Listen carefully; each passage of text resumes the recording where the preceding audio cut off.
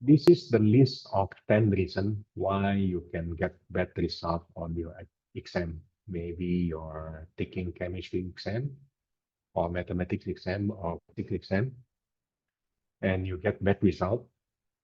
Uh, then this is the most common reason, the one that I learned over the years, the one that usually the students complain, my students complain after they get that result, then they're not happy with it, right? So this is the list.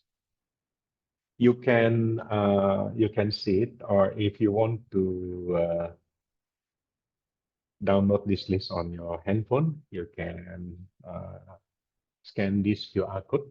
Yeah, scan this QR code. We are going to discuss the items in the list one by one. Explain also how to overcome the problem, and so that we reduce the probability that you will get bad result of the exam, right?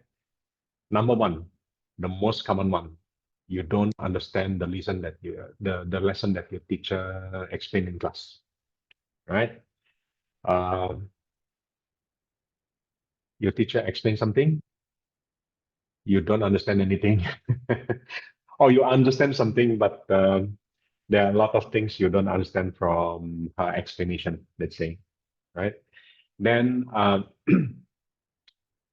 if you come to me, I can solve this problem for you easily because I have pattern, right? You have problem, you have questions, and I can give you the pattern, then you can just fill up. And when you encounter a problem, you can easily know which part that you don't understand, right? Quite simple. But let's say if you want to try to learn on your own, what can you do? The first thing I advise the student to do is to make a summary of the notes, or even while the teacher is explaining something, you can make a summary out of it. You can make a diagram, just a simple one. Maybe even if it is wrong diagram, you can make first. Then later, after you ask your teacher, after you ask for explanation from other people, you might know that you're you're wrong. Then you can make correction, right? Then it might help you understand something. Even if after you make the summary and you still don't understand, it might help also because you can identify which portion of your teacher's explanation that you don't understand. Then you can ask the teacher again. Another way, which is quite not so common way of studying, is to explain the topic to other people, right? When you're learning from your teacher, maybe you understand maybe 20 or 30%. But if you try to explain it to people, then you take the your teacher's perspective, your teacher's point of view. So when uh, you kind of understand why the teacher explained to you that way, right? Then the paradox here is when you try to explain something, you yourself learn more compared with the with the friends that you try to explain to, right? Like, uh, you're going to learn more by explaining things, right? You can try, right? You will suddenly feel that, oh, I understand this thing. Yeah. Okay. That's the first problem, and as I mentioned, this is the easiest problem to solve compared with the other nine. The second possible way that you get bad result on your test is because you tend to forget the lesson. right? I have a lot of students come to me, then I explain. They know. I give them exercises. They can do it. I spend 1 hour explaining. Then they know they can do. I give them a more difficult question. They can do also, right? Then the next week they come. They forget everything. They forget everything. Yeah. Uh, then I have to explain again from the spend another 40 minutes something to explain. Otherwise, they cannot do the continue with the next lesson. Uh, so for if you encounter this type of problem, this is what I suggest you do. Number one, make a short revision daily. You don't have to something like maybe 5 minutes is good. You read the notes again. Another thing, the notes you can take notes, right? So if I say you spend 5 minutes revising the my lesson, is as maybe you just take a look on your WhatsApp because after your screenshot, then you put it on your WhatsApp, then you just read through it. It's 5 minutes. Maybe you want to take bus while you're waiting for the bus, you can read on it, right? Uh, Second method is uh, maybe during the lesson, I give you some questions to do, and you can do it. Then you can redo the same question, the exact same question, right? And you can type the notes on WhatsApp. Okay. So it's you must change your habit a bit to solve this type. Because a lot of students have this kind of difficulty, right? The third one, you understand the lesson, but you don't know how to apply what you learned in that lesson to answer the question in the exam. um, it's some students have this type of problem. Uh, they know the formulas, uh, they know the theory behind it. Then when it comes to the question, they don't know how to apply that, right? How to apply the formula and how to get the answer, right? And this is because uh, they focus so much on my explanation, but so that they don't know how to apply it. Okay. Then how to solve this problem? Quite simple. Uh, you must find more question that apply the theory or the formulas that you want to learn, and do it. You try to collect that question. So um, in the bookstore, they have mostly topical questions. So they group the question together by topics. Then you can try that. Then you can try that doing that questions, right? Another method which is more effective is by modifying the question. So let's say I give you a question for a certain topic, then you make the question yourself. You change, you modify. Maybe you change the certain number. You change the number. You change the variables, or you change certain part of the question, but it's still similar, right? Then you keep modifying until you feel comfortable with the similar type of question, right? So how you do. That's how you learn how to apply my lessons to the questions in the exam. Next is number 4. Quite common also. Students make careless mistake in the exam, right? Um, some questions are designed to trick you, and if you seldom do exercises, you will get tricked. That's why you need to do a lot of questions so that you know what trick they have, right? Uh, if you take the point of view of the teacher or the examiner who designed the question for your test, what happens here is that they want to basically they try to get you to make as much mistake as possible.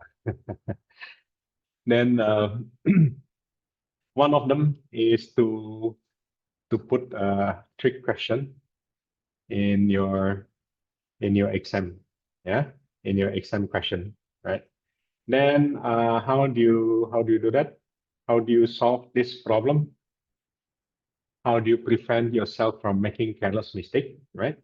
Number one, to make a list of trick question, right?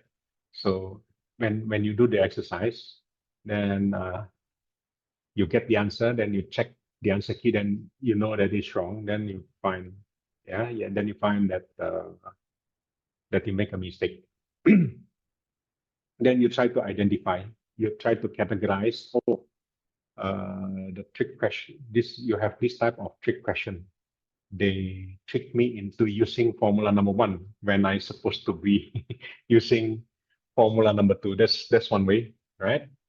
And another way is to screenshot that trick question and put it, uh, group them together. Maybe if you use Google Drive, you can put it in your Google Drive, or maybe you put it on your WhatsApp. Yeah. Then you can uh, that way you can minimize the possibility of making a careless mistake in the exam. Yeah. Um, the next one is number 5. Um, another way that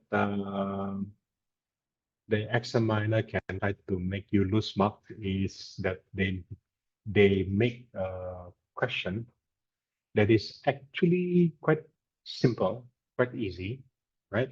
But they're designed to make it very tedious so that it takes a long time for you to solve for that question. So for example, you have 10 questions. They put this type of question on question 2 or question number 2 or question number 3, so that you do that first. And when you do that, it takes a lot of your time.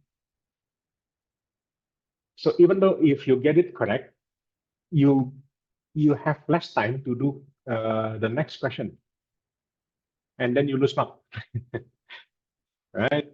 Um, then you will get very angry after you finish the exam because you don't have enough time, right? Okay.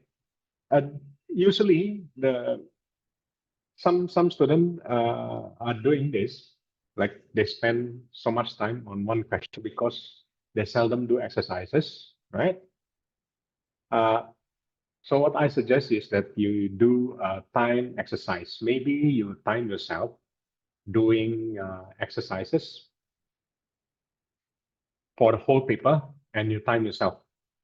Maybe let's say the paper is supposed to be finished in 1.5 hours, in uh, 15 to 30 minutes earlier, right? So that you have enough time to check your answer, right?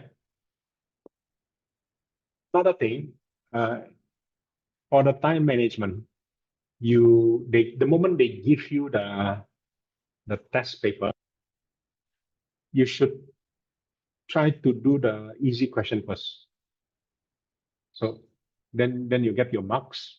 For example, if question 2 or question 3 is a bit difficult or it takes a lot of time, skip that one first. Try to score as much as possible first at the early stage of the exam. Then later, near the end of the exam, then you spend more time doing the difficult question, right? Okay. So you won't forget about other questions. So they give you the paper, quickly uh, quickly do the easy question first. Yeah. Okay. Uh, it's best that you do maybe once a week. You do the whole paper.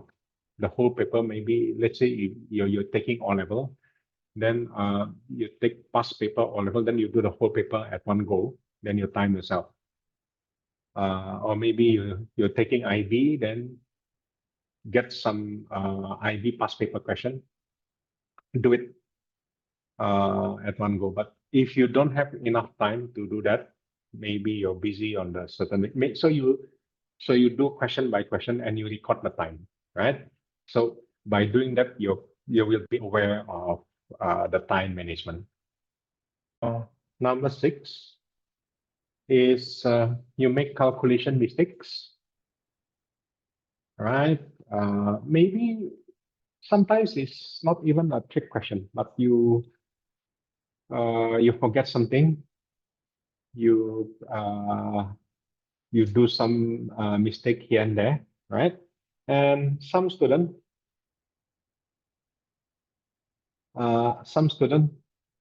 they consistently make a similar type of mistake, right? For example, I have one student who is always get confused between the plus minus sign. Like in mathematics, if you have a negative number and you square it, it's supposed to be a positive number, right? But she put it as negative number. Or maybe you get confused with the in chemistry you learn about exothermic and endothermic reaction. Then the enthalpy you don't know which one is positive or negative, right? And if you're consistently making that type of mistake, then you must record. Then you must be aware. Oh, usually I make this type of mistake. Then every time that type of question come up, then you remember. Oh, I usually I make mistake with a plus minus sign, right? Another one. This is very common also, right? In trigonometry, you're using calculator and you forget to convert between degree and radian mode. So the question give you in degree mode, then you forget, then you're using radian mode because you forget to convert it on your calculator, right? Okay, then you make a lot of mistake. Okay, sometimes between multiply also you get this, and logarithm also. Logarithm, like I give you logarithm, then you forget how to convert it into the group sign, right? That's then some student consistently make that kind of mistake. Then what you do, you record your mistake, right? And you do more exercise. So you will be having less of this mistake. Number 7, you forget to convert the units in your calculation, especially in physics, right? Or in chemistry also, you have this type of mistake. You're supposed to give your answer in cm cube, but you give it in meter cube, or the formula require you to use the volume in meter cube, but you put it in dm cube or cm cube. So you get it all wrong, then you lose the mark. And you're not alone. You're not the only one who make this kind of mistake. The tragedy of this Problem number 7 is that is sometimes it's quite expensive, right? And as I said, not only you, uh, even some smart scientists, they make this type of mistake. Uh, like even NASA, you know, the American Space Agency, they make this type of mistake. This is, they lose the rocket called the Mars Climate Orbiter. The rocket's supposed to orbit around Mars and collect data from the orbit, right? I read here, December 11. It's launched at December 11, 1998, and they lost it uh, in 1999, September, right? Okay. Uh, Let me read this. Read the. This is from their own website. Okay. From NASA's website. This is the, if you like to see it. This is the QR code. Yeah, the QR code for to get the article. Designed to study Mars from orbit and serve as communications relay for the Mars Polar Lander and deep space probes. The Mars Climate Orbiter was unsuccessful due to a navigation error caused by a failure to translate English units. Uh, Last contact with the spacecraft was on September 23rd, 1999. 10 months after the launch, and an investigation found that the spacecraft burned up in Mars atmosphere. So in US, they use the old English unit, yards, pounds, inches. Then they forget to convert to metric or SI unit because the Europeans they use metric just like what we have in Singapore. We use SI unit, right? Then they forget to convert it. Then it's quite expensive. It's 200 million plus. Yeah. So how to minimize this problem? How to avoid this? Uh, Put the units after you finish calculation. Make it a habit of writing the units. Actually, when you do calculation, you're not supposed to put the units inside. Like you have a formula, and you're putting numbers into that formula. You're not supposed to put numbers into that equation. Only after you finish calculation, the final result you give units, right? Okay, that's number 7. I'm going to discuss number 8 and 9 together, right? Because for some students, they have difficulty with languages, and they don't like to memorize things. I also don't like to memorize things, but you have to, right? You have to. This number 8 is that you miss certain keywords when you answer some theoretical question. Usually the question asks you for definitions, or usually the question asks you to explain certain rule or certain law in physics, like Newton's law or Archimedes' law, right? Then you miss the keyword. That is number 8. Number 9 is you use a wrong keyword, right? Then you don't use the correct term, then they mark you wrong. For this problem, there's no other way rather than memorizing it, and it's going to be tedious. It's going to be boring, but you have to do it. is you have to make a list of keywords. Maybe some students like to write it in their summary. Some students like to type it on their handphone, maybe on Google Drive, right? Or maybe on Google Doc. Another way is to collect theoretical question. So whenever they have a question on paper, then you take a picture out of it and put it inside your handphone, right? Okay. Then also make a list of definition. Maybe from your textbook, you try to collect them, right? Then you memorize. You try to memorize them, right?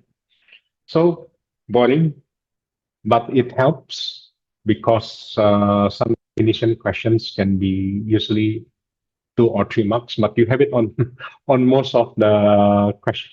Like every 2 or 3 questions, sometimes they ask you definition if you take physics or chemistry, right?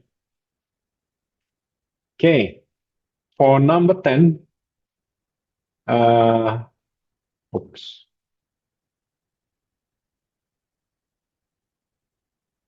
For number 10, I cannot help you with this. You must solve this problem yourself. The student gets sick. You were sick just before the exam. Maybe you're too tired. Maybe you're doing something heavy the day before. Then you cannot. Then you cannot concentrate during the exam. So you lose a lot of marks. Or maybe you eat um, some spicy food. Then you get sick. Then it will affect, right? So what to do? You need to avoid risky exercises, right? Or you avoid doing strenuous activity before the exam. You take more rest, and long before the test, you do a lot of exercise so that you keep your body fit for the test, right? Okay, so you must do that. That's uh, all the 10 main reason, most common reason that usually I encounter why students lose mark and get bad test result, right? So uh, if you come to me, then uh, what I do is I will just keep try to minimize all this possibility, right? Uh, Maybe I give you some trick question so that you get used to it, right? So that you will not get tricked, right? And I'll try to find some any mistakes here and there on your answer, right? That will help a lot. So good luck for your study, and please do better for your exam.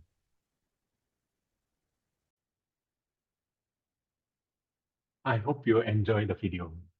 Still have problem with mathematics?